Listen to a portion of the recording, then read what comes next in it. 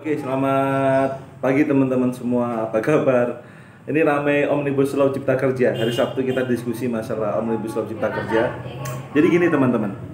Kalau kita bicara Omnibus Law itu suatu sistem untuk membuat peraturan perundang-undangan itu agar tidak saling tumpang tindih antara peraturan satu dengan peraturan lain.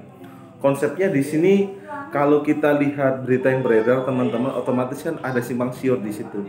Namun fondasi kita sebenarnya kita lihat di undang-undangnya di pasal setiap dari undang-undang Cipta Kerja yang kita sebut sebagai Omnibus Law itu. Kalau kita telisik lebih dalam, filosofinya adalah undang-undang itu mengatakan tentang Cipta Kerja agar investasi itu lebih berjalan dengan cepat.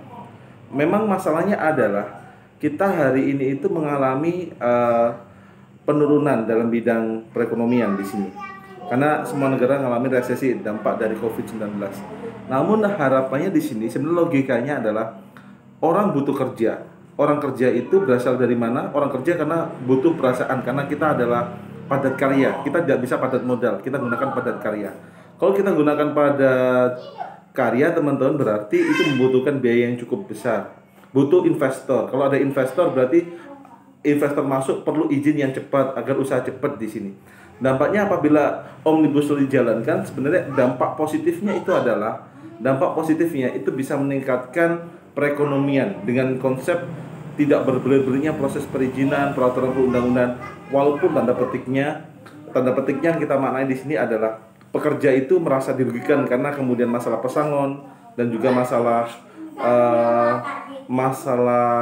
apabila dia di PHK dengan cepat karena itu wewenang dari perusahaan.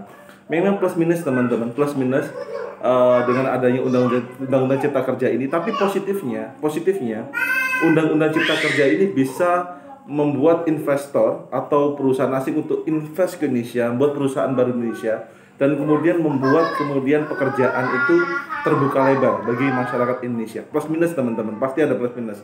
Walaupun Omnibus Law ini ada masalah pekerjaan, kemudian kita bicara masalah mengenai AMDAL, analisis dampak lingkungan, wewenang pusat dan daerah, termasuk juga masalah upah di sini, masalah upah. Konsepnya mari kita diskusi bersama masalah itu. Saya sadar di Omnibus Law Cipta Kerja ini, undang-undang ini ada plus minus, tapi otomatis kita berkeyakinan bagaimana positifnya Omnibus Law ini untuk bisa menciptakan lapangan kerja yang lebih baik. Kita baca undang-undangnya, bukan persepsi teman-teman ya.